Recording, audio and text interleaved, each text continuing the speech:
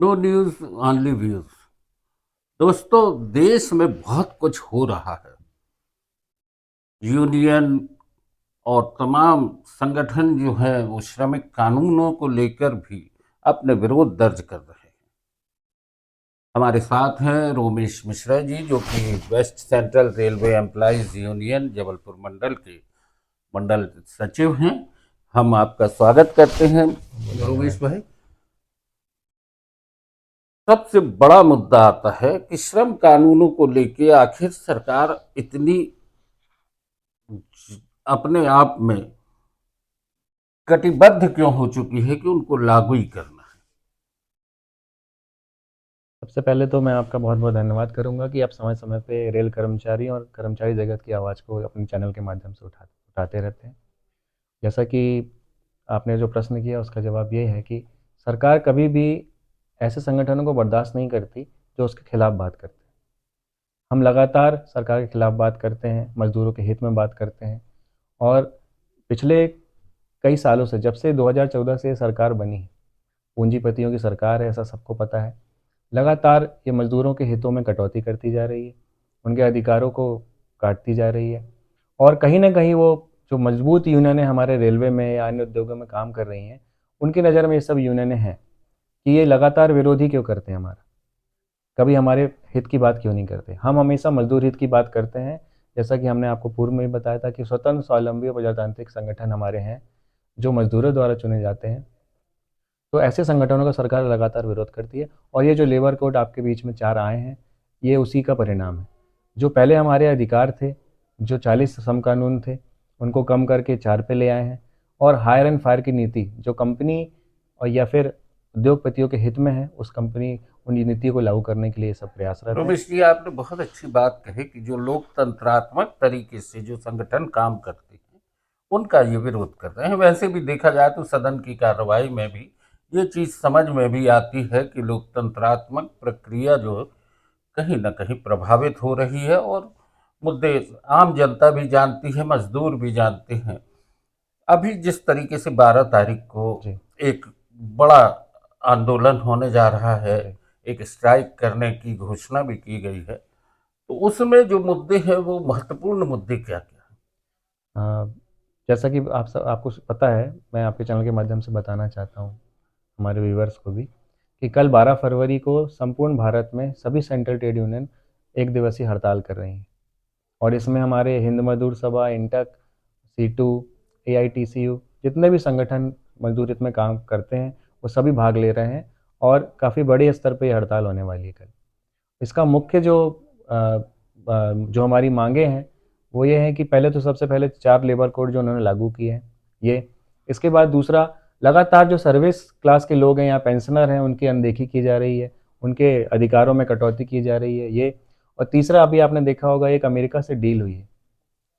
उस डील को लेके भी हमारे बहुत से ऐसे किसान वर्ग हैं जो नाराज़ हैं, क्योंकि उस डील में आपने देखा होगा कि जो विदेशों में उत्पाद हैं किसानों के वो हमारे भारत में आएंगे।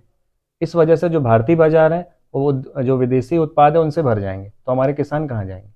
इन सब एक बातों को तरफ लेके इन सब एक बातों तरफ को प्रधानमंत्री स्वदेशी की बात करते हैं जी, और डील करते हैं अमेरिका से, जी, और वहां के सामान की बिक्री के लिए रास्ता खोलते हैं। जी, निश्चित तौर पर यूनियन ने इस मुद्दे को उठाया है।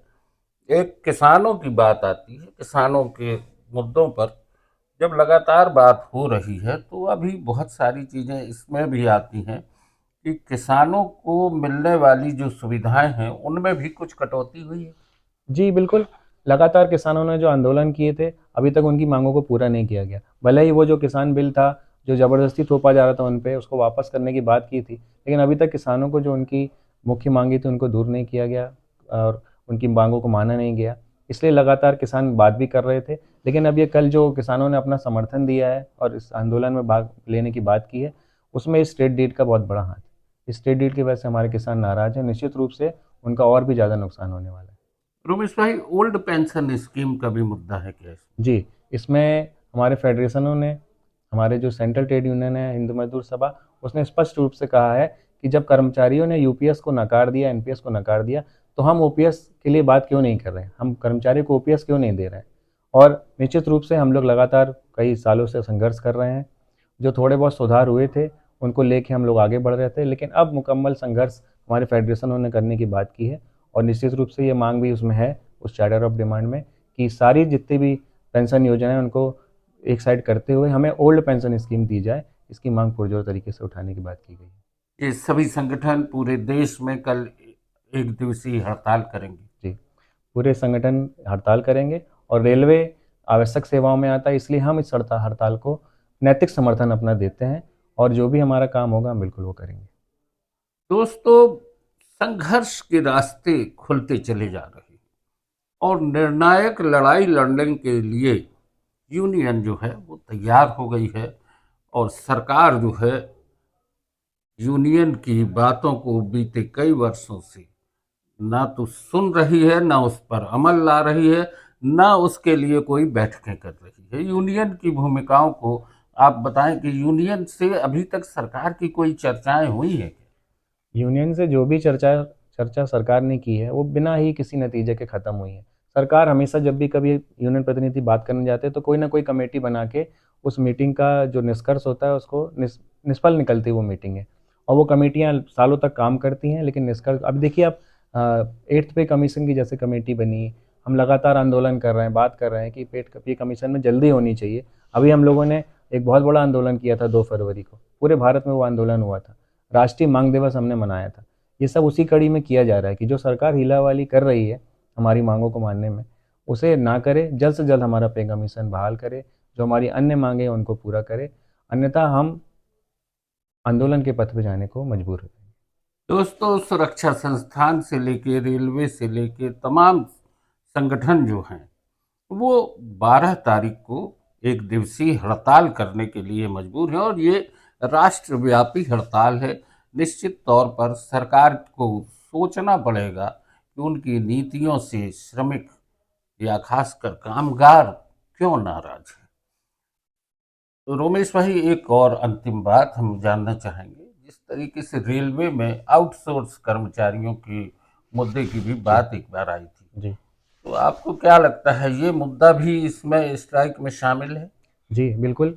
निश्चित रूप से हम किसी भी तरह के प्राइवेटाइज़ेशन का विरोध करते हैं, सरकारी जो भी हमारे उद्योग हैं उनमें। और आप देख रहे होंगे लगातार इसके उदाहरण आपको देखने को मिले। हमने विरोध किया था कि ठेकेदारी हर जगह नहीं होनी चाहिए, और ठेकेदारी को इस कदर बढ़ावा दिया जा रहा है कि हमारे जो प्राइवेट कर्मचारी हैं उनकी पासबुक, एटीएम वो ठेकेदार रख लेते हैं और इसी शर्त पे वो उनको काम पे रखते हैं कि अपने पासबुक और एटीएम हमारे पास रखेंगे, और उनका जो खाते में जो पैसा आता है, जो न्यूनतम मज़दूरी उनकी निर्धारित है भारत सरकार द्वारा, वो उन्हें नहीं मिलती, और वो उस एटीएम और पासबुक का यूज़ करते हुए उनका वो जो पैसा एक्स्ट्रा रहता है वो निकाल लेते हैं, और जो थोड़ा बहुत उन अमाउंट रहता है वो उनको वापस करते हैं। इसका हम लोगों ने लगातार विरोध किया है। अभी आपने देखा होगा कि नगर निगम में 2 करोड़ का एक घोटाला पकड़ा गया है। इसी तरह से ठेकेदारों ने पैसा निकाला था। तो निश्चित रूप से ये बहुत ही दुर्भाग्यपूर्ण है कि हमारे मज़दूर अपने हक़ का जो पैसा है वो भी उन्हें नहीं मिल पा रहे हैं ठेकेदारों की वजह से। आउटसोर्स कर्मचारियों के नाम पे हुए बड़े भारी घोटाले की जब बात की जाती है तो दोस्तों समझने की ज़रूरत है कि ठेकेदार ईपीएफ से लेके उनके तमाम जो उनको मिलने वाली सुविधाएं हैं उनको दरकिनार कर देता है। अभी इस तरीके का एक मामला सतना में भी उजागर हुआ है स्वास्थ्य विभाग में, राष्ट्रीय स्वास्थ्य मिशन का। उसमें तो ईपीएफ काटा है लेकिन ईपीएफ की राशि जमा ही नहीं हुई है खातों में। तो इस तरीके से देखा जाए तो सरकार जो है उसकी योजनाएं जो हैं वो कहीं ना कहीं आपको लगता है कि श्रमिक विरोधी है? जी, बिल्कुल। हम तो खुले तौर पे कहते हैं ये जो सरकार है, ये मज़दूर विरोधी सरकार है। इसने कभी मज़दूरों के हित की बात नहीं की। इसके पूर्व में जो भी सरकारें रहीं, वो भी पे कमीशन में हमको जो भी लाभ मिलता था अधिक अधिक, जब भाजपा की सरकार नहीं रही तभी हमें जब सबसे ज़्यादा लाभ मिला है। जब जब भाजपा की सरकार रही उन्होंने कर्मचारी हितों पे कुठाराघात किया है, ये मैं आपसे कहना चाहता हूँ। दोस्तों, ये मुद्दा बड़ा गंभीर है और इस पर विचार करने की भी जरूरत है कि भारतीय जनता पार्टी की सरकार श्रमिक विरोधी है और जैसा कि आरोप लगता आया है कि वो पूंजीपतियों की सरकार है। बहरहाल, आज की चर्चा यहीं तक। बहुत बहुत धन्यवाद।